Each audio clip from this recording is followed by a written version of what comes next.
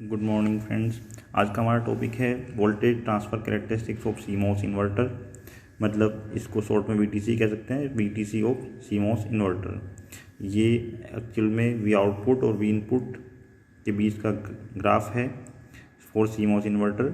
Output और input कैसा एक दूसरे के साथ वेरी करते हैं, कैसे ये इसमें दिखाया गया है कि इनपुट चेंज करने से आउटपुट कैसे चेंज होता है। इसको एक्चुअली हम 5 पार्ट में स्टडी करते हैं।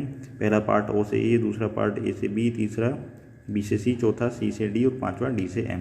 ये 5 रीजन में डिवाइड किया गया है। और इसके लिए जो वर्किंग है समझने के लिए पहले हम इसका एक बार सर्किट एक बार दिखा देते हैं। ये सीमॉस इन्वर्टर का सर्किट है जिसमें दोनों मॉसफेट के गेट को कनेक्ट करके इनपुट लिया गया है और दोनों के ड्रेन को कनेक्ट करके आउटपुट लिया गया है। पी मॉसफेट के सोर्स को वीडीडी से कनेक्ट किया गया है और इसमें ड्रेन करंट सोर्स से ड्रेन की तरफ फ्लो करती है। एन मॉसफेट के सोर्स को ग्राउंड किया गया है, इसमें ड्रेन करंट ड्रेन से सोर्स की तरफ फ्लो करती है, आईडीएन। और दोनों के ड्रेन डीपी और डीएन को कनेक्ट करके आउटपुट लिया गया है, दोनों के जीपी और जीएन को कनेक्ट करके इनपुट अप्लाई किया गया है। ये एस पी मतलब सोर्स ऑफ पी मॉसफेट है, ऐसे ही S of N source of N MOSFET है। ऐसे ही बाकी के सिम्बल्स में जो सबस्क्रिप्ट यूज किया गया है वो यदि पी है तो पी मॉसफेट है, एन फॉर एन मॉसफेट है।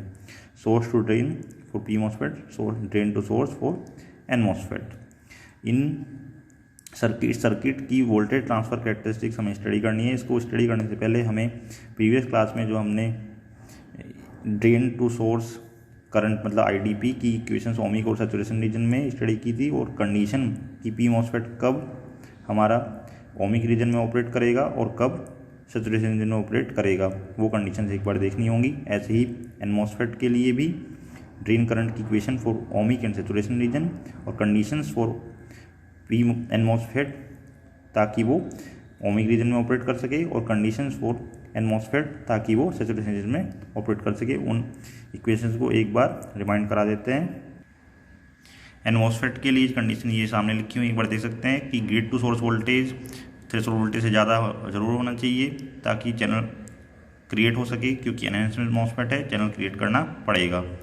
ओमिक रीजन के लिए VDS should be less than VGS minus VDS होना चाहिए, और ड्रेन करंट की इक्वेशन सेम लिखी हुई जैसे पहले बताई थी। इसमें K की वैल्यू 1/2 μN CoxL है, R equal to K into 2 VGS minus VDS into VDS minus VDS का होल स्क्वायर है। ऐसे ही सैचुरेशन रीजन के लिए VDS की वैल्यू क्या होनी चाहिए, greater than VGS minus VDS होनी चाहिए। ID की वैल्यू क्या आएगी, K into VGS minus VDS का होल स्क्वायर, जहाँ K की वैल्यू सेम ये रहेगी जो 1/2 μN Cox into WL। P MOSFET के लिए चैनल क्रिएट होने के लिए ये कंडीशन जरूरी है कि source to gate voltage should be greater than equal to threshold voltage का मैग्नीट्यूड, क्योंकि थ्रेशोल्ड वोल्टेज नेगेटिव होता है और सोर्स वोल्टेज ज़्यादा होना चाहिए, इसलिए ऐसा होता है। ये हमने वर्किंग और कैरेक्टरिस्टिक्स वगैरह में पी मॉसफेट की टॉपिक में देखा था। यहाँ पे केवल रिविजन के लिए एक बार बताया जा रहा है कि VSG should be greater than equal to VTH का मोड। ये सब इक्वेशन जानने के लिए जरूरी था कि हम सीमॉस इन्वर्टर की वर्किंग समझ सकें। VSG should be greater than equal to VTH का मोड। और सेकंड कंडीशन ओमिक रीजन में ऑपरेट होने के लिए ज़रूरी है VDS should be greater than equal to VGS minus VTH, जहाँ पे VTH नेगेटिव है, VGS भी नेगेटिव, VDS भी नेगेटिव है। VDS should be greater than equal to VGS minus VTH, या इसको -1 से मल्टीप्लाई करके ये भी कह सकते हैं कि VSD should be less than equal to, जब -1 से मल्टीप्लाई करेंगे तो ये जो इनइक्वलिटी का सिंबल है ग्रेटर देन इक्वल टू, ये लेस देन इक्वल टू में कन्वर्ट हो जाता है, सब जानते हैं। VDS की जगह VSD हो जाएगा, less than equal to VGS की जगह VSG हो जाएगा, और VTH माइनस की जगह प्लस VTS हो जाएगा, -1 से मल्टीप्लाई कर दिया है। या फिर इसे ऐसे भी कह सकते हैं कि VTS की प्लस VTS की जगह माइनस VTS का मैग्नीट्यूड रख सकते हैं, तो VSD less than equal to VSG minus VTH का मैग्नीट्यूड। इसको ऐसे समझ सकते हैं कि VTH की जगह माइनस VTH का मैग्नीट्यूड क्यों रखा गया है, क्योंकि x का मैग्नीट्यूड इक्वल टू -x होता है यदि x नेगेटिव हो। एग्जांपल के लिए -4 का मैग्नीट्यूड +4 होता है, वो ऐसे आता है माइनस इंटू -4, मतलब यदि कोई संख्या जो ऋणात्मक है, नेगेटिव है, उसका मैग्नीट्यूड निकालना है तो उस संख्या के पहले माइनस लगा देते हैं, मतलब उसमें -1 से मल्टीप्लाई कर देते हैं। तो ऐसे ही हम कह सकते हैं x का मैग्नीट्यूड इक्वल टू -x होगा। तो ऐसे ही यदि VTH का मैग्नीट्यूड निकालना है तो वो माइनस इंटू VTH होगा, मतलब -VTH मैग्नीट्यूड बराबर माइनस इंटू -VTH मतलब प्लस VTH हो सकता है। तो हम ये कह सकते हैं कि -x की जगह माइनस एक तरह से माइनस एक्स के एक्स का मैग्नीट्यूड रख सकते हैं, तो ये कह सकते हैं कि माइनस वी टी एस के मैग्नीट्यूड की जगह प्लस वी टी एस में रख सकते हैं। ये हम बड़ी चीज़ आसानी से समझ सकते हैं कि वी टी एस बराबर माइनस वी टी एस का मैग्नीट्यूड, क्योंकि यहाँ लिखा है एक्स का magnitude equal to minus X, तो ये हम ऐसे भी कह सकते हैं कि x equal to minus X का मैग्नीट्यूड। यही इक्वेशन में यूज़ की है कि x जहाँ वी टी एस के बराबर है वो बराबर हो जाएगा माइनस का वी टी एस का मैग्नीट्यूड, तो वी टी एस की जगह माइनस वी टी एस का मैग्नीट्यूड पुट कर सकते हैं। ये इक्वेशन हम यूज़ करेंगे और हमने पहले भी यूज़ की थी कि ओमिक रीजन में चैनल क्रिएट करने के लिए कंडीशन जरूरी है और ओमिक रीजन में ऑपरेट हो सके, इसलिए V H D should be less than equal to V H D minus V T S का मैग्नीट्यूड, मतलब चैनल हमारा कंटिन्यूस हो सके। और जहाँ पर ड्रेन करंट की इक्वेशन आएगी K into two V G S minus V T S into V D S minus V D S का स्क्वायर, ये हमने पहले पढ़ी थी। अब इसमें -1 से मल्टीप्लाई इस वाले पार्ट में करेंगे, माइनस इससे मल्टीप्लाई करेंगे, मतलब इस पूरे इक्वेशन में यदि इस वाले पार्ट में -1 यहाँ -1 से यहाँ मल्टीप्लाई करें तो कोई फर्क नहीं पड़ेगा, क्योंकि -1 इंटू -1 +1 होता है। अब देखते हैं कैसे ये ट्रांसफॉर्म हो जाएगी वी जी एस से वी एच जी में और वी डी एस से वी एच डी में, आई डी इक्वल टू के इंटू, तो इस इक्वेशन में यदि ब्रैकेट के अंदर वाले पार्ट में इन दो टर्म्स में -1 यहाँ मल्टीप्लाई करें तो कोई अंतर नहीं आएगा, क्योंकि -1 इंटू -1 +1 होता है। तो देख लेते हैं, अंदर -1 से मल्टीप्लाई करेंगे तो यहाँ प्लस हो जाएगा, और एक तरह से हम प्लस वी टी एस को माइनस वी टी एस के मैग्नीट्यूड से पुट कर रिप्लेस कर सकते हैं। ये हमने अभी देखा था कि एक्स को माइनस एक्स के मैग्नीट्यूड से रिप्लेस कर सकते हैं, तो वी टी एस को minus magnitude of V T S से रिप्लेस कर सकते हैं। तो यहाँ पे प्लस वी टी एस है, उसको रिप्लेस कर सकते हैं minus of V T S का मैग्नीट्यूड, और वी जी एस को -1 से मल्टीप्लाई करेंगे तो वी एस जी में कन्वर्ट हो जाएगा। तो एक तरह से we G S minus V T S में जब -1 से मल्टीप्लाई करेंगे तो आ जाएगा माइनस का we G S plus V T H, और माइनस वी जी एस को वी एच जी लिख सकते हैं, और प्लस वी टी एस को minus magnitude of V T S लिख सकते हैं। ऐसे वी डी एस को -1 से मल्टीप्लाई करेंगे तो वी एच डी लिख सकते हैं। तो एक तरह से हमारी इक्वेशन जो बन जाएगी ओमिक रीजन में पी मॉसफेट के लिए करंट की इक्वेशन जो कि पहले थी, ये अब जाएगी नीचे वाली, मतलब k into 2 into V H D minus magnitude of V T H bracket 1 into V H D minus V H D का स्क्वायर। तो ये जहाँ पर k की value 1/2 into mu P into C X into WL है। इसी प्रकार से सैचुरेशन रीजन के लिए भी देख सकते हैं। सैचुरेशन रीजन में चैनल तो क्रिएट होना जरूरी है ही, V H G should be greater than equal to magnitude of V T H. तो पी मॉसफेट के सैचुरेशन रीजन में ऑपरेट होने के लिए V H D should be greater than equal to magnitude of V T H, और जो V H D should be greater than equal to V H G minus magnitude of V T H. ये condition जैसे इसके opposite है जो जिसमें लिखी हुई है ओमिक में V H D should be less than equal to है, यहाँ पे V H D should be greater than equal to है V H G minus magnitude of V T H. Drain current की इक्वेशन के into V G S my V T H whole square है, इसमें -1 से हमने अंदर multiply करते हैं तो -1 होल स्क्वायर +1 हो जाएगा, कोई दिक्कत नहीं है। तो इसलिए इसे लिख सकते हैं K into V H G minus magnitude of V T H whole square, जैसे पहले बताया था, प्लस वी टी एच की जगह minus magnitude of V T H put कर सकते हैं। तो ये हमें यहाँ पर जो इक्वेशन याद रखनी है फॉर पी मॉसफेट, एक तो ओमिक रीजन के लिए क्या कंडीशन होनी चाहिए चैनल क्रिएट होने के लिए, और इसको इस फॉर्म में भी याद होना चाहिए कि चैनल कंटिन्यूस होने के लिए क्या कंडीशन होनी चाहिए, चैनल क्रिएट होने के लिए, चैनल कंटिन्यूस होने के लिए। और करंट की इक्वेशन ऐसे ही सैचुरेशन रीजन के लिए भी हमें चैनल पिंच ऑफ होने के लिए क्या कंडीशन है और करंट की इक्वेशन क्या है, और एन मॉसफेट के लिए भी चैनल की क्रिएट होने के लिए कंडीशन क्या है, करंट की इक्वेशन क्या है, और ओमिक रीजन के लिए क्या कंडीशन है, करंट की इक्वेशन क्या है, और चैनल के पिंच ऑफ होने के लिए क्या कंडीशन है। तो अब इसमें हम वोल्टेज ट्रांसफर कैरेक्टरिस्टिक्स को देख सकते हैं कि आउटपुट वर्सेस इनपुट जो ग्राफ है उसमें 5 रीजन्स हैं। ओ ए रीजन फर्स्ट रीजन है, इसमें क्यू एन मतलब एन मॉसफेट ऑफ है, क्यू पी मतलब पी मॉसफेट ओमिक है। सेकंड रीजन में क्यू एन सैचुरेशन मतलब एन मॉसफेट सैचुरेशन में है, क्यू पी मतलब पी मॉसफेट ओमिक में है। थर्ड में दोनों सैचुरेशन में हैं। फोर्थ में एन मॉसफेट ओमिक में, पी मॉसफेट सैचुरेशन में। फिफ्थ में एन मॉसफेट ओमिक में, पी मॉसफेट ऑफ है। ये सब रीजन्स और उसमें पी मॉसफेट और एन मॉसफेट कौन कौन से रीजन में है वो हमने देख लिए हैं, और इसमें ये कैसे आते हैं ये हमें समझना है, और हमें इसमें यही डिस्कस करना है कि आउटपुट वर्सेस इनपुट के 5 रीजन्स में कौन सा मॉसफेट किस रीजन में ऑपरेट कर रहा है। तो पहले ग्राफ को एक बार देख लेते हैं ध्यान से कि यहाँ पर ये 0 है इनपुट और आउटपुट दोनों, और इसके बाद इस पॉइंट पर और जब ग्राफ देखते हैं तो उसमें पहले रीजन OA में आउटपुट हाई है, VDD के बराबर है, मतलब VOH कह सकते हैं, आउटपुट का हाई लेवल है, और जो VOL है वो 0 यहाँ पर है। और ये जो 2 पॉइंट दिखाए गए हैं VDD/2 plus VTH for N MOSFET, VDD/2 minus VTH for N MOSFET, मतलब VTHN ऐड है इसमें VDD/2 में, और यहाँ पे VDD/2 में से VTHN को सेपरेट किया गया है। ये 2 लेवल B और C की आउटपुट की करस्पॉन्डिंग वैल्यू दिखाई जा रही हैं। इस पॉइंट पर स्लोप -1 है, इस पॉइंट पर स्लोप -1 है, और ये जो पॉइंट है ये VIL इनपुट थ्रेशोल्ड का लो लेवल है, और ये VIH high logic of threshold लिखा हुआ है इनपुट के लिए। ये VTHN है ये पॉइंट, इस पॉइंट पर इनपुट की वैल्यू, और इस पॉइंट D पर इनपुट की value VDD minus magnitude of VTHP है, और इस पर VTHN है। ये VDD/2 है, मतलब एक तरह से हमारे पास जो रीजन सेपरेशन है वो हम एक एक रीजन को हम इसमें स्टडी करते हैं अलग अलग। QN for N MOSFET, QP for P MOSFET। तो फर्स्ट रीजन में देखते हैं। फर्स्ट रीजन जो कि OA रीजन है, OA रीजन में जो इनपुट है वो 0 से लेके VTHN के बीच में, मतलब इनपुट कह सकते हैं लेस देन VTHN है, मतलब जो इनपुट है वो threshold voltage for N MOSFET से कम है। जब हम इनपुट में इतना कम वोल्टेज अप्लाई करते हैं कि जो कि N MOSFEट के थ्रेशोल्ड वोल्टेज से कम है, क्योंकि थ्रेशोल्ड वोल्टेज वो वोल्टेज होता है जो ज़रूरी है N MOSFEट को ऑन करने के लिए। तो यदि उतना वोल्टेज भी नहीं अप्लाई किया गया, उससे कम वोल्टेज है, तो N MOSFEट ऑफ होगा क्योंकि चैनल कंडक्ट नहीं करेगा।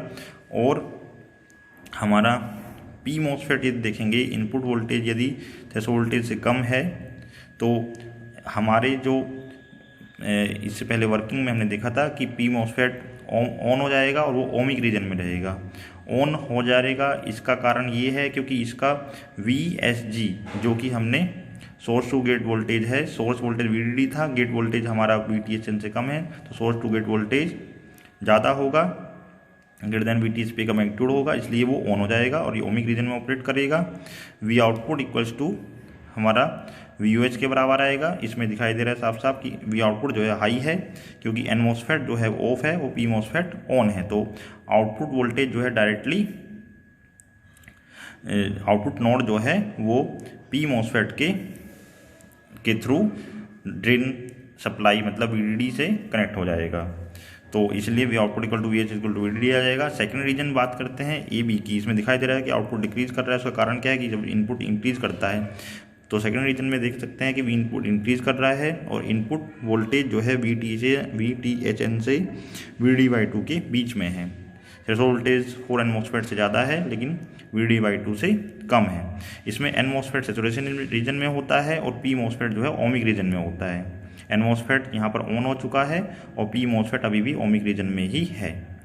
और इसको एक तरह से समझ सकते हैं, जब इनपुट बढ़ रहा है और क्योंकि यहाँ पर N MOSFEट ऑन हो गया है तो कुछ ना कुछ वोल्टेज ड्रॉप उसमें भी होगा, तो इसलिए वोल्टेज आउटपुट वोल्टेज घटने लगेगा। तो आउटपुट वोल्टेज घट भी रहा है, तो आउटपुट वोल्टेज घटता है तो एक कंडीशन होती है वो सेटिस्फाई हो जाएगी। वो कंडीशन क्या होती है P MOSFEट के लिए ओमिक रीजन में होने के लिए, VSD should be less than equal to VSG minus VTH का magnitude. P for P MOSFET लिखा हुआ है, ये हमने भी पहले भी बताई है, जस्ट इस वीडियो में भी बताई है रिवाइज कराने के लिए कि VSDP should be less than equal to VSGP minus VTHP का मैग्नीट्यूड। ये P MOSFEट के ओमिक रीजन में होने के लिए कंडीशन है, ये यहाँ पे सेटिस्फाई होगी।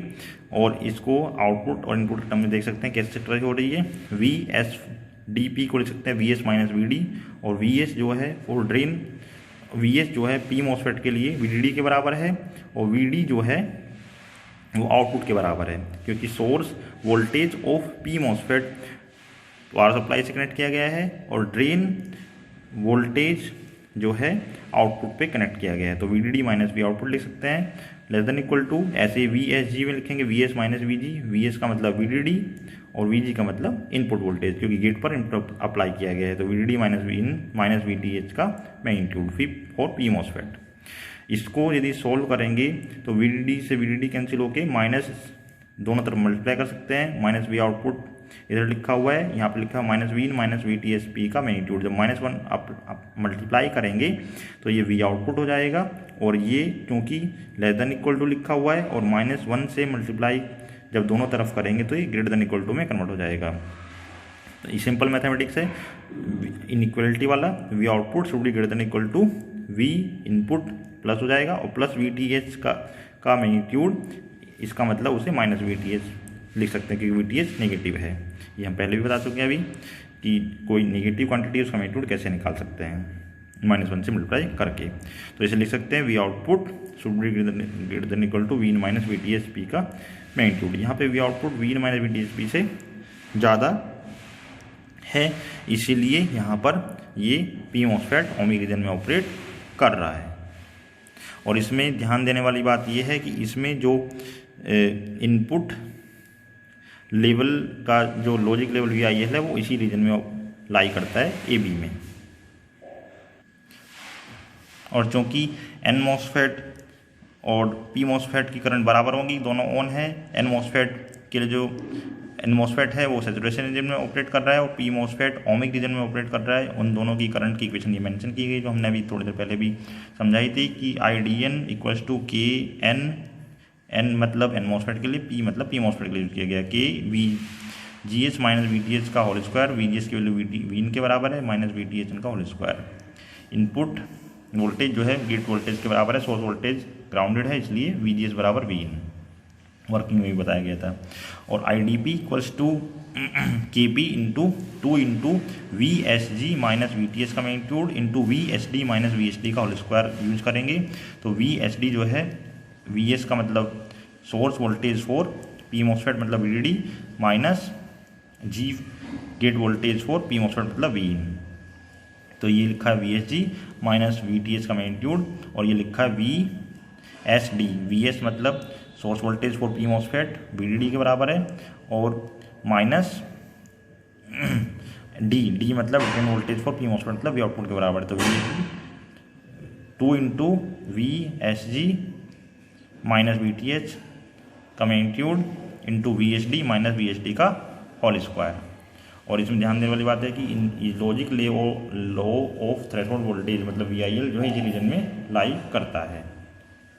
इस चीज़ को इस ग्राफ से दे सकते हैं कि जो वी आई एल वोल्टेज है इनपुट का logic level low logic of threshold जो है वो इस ए बी रीजन में लाई कर रहा है, जिस पर स्लोप की वैल्यू -1 है। मतलब जो वी आई एल और वी आई एल दोनों मैंने पहले बताया था कि इसमें स्लोप की वैल्यू -1 है।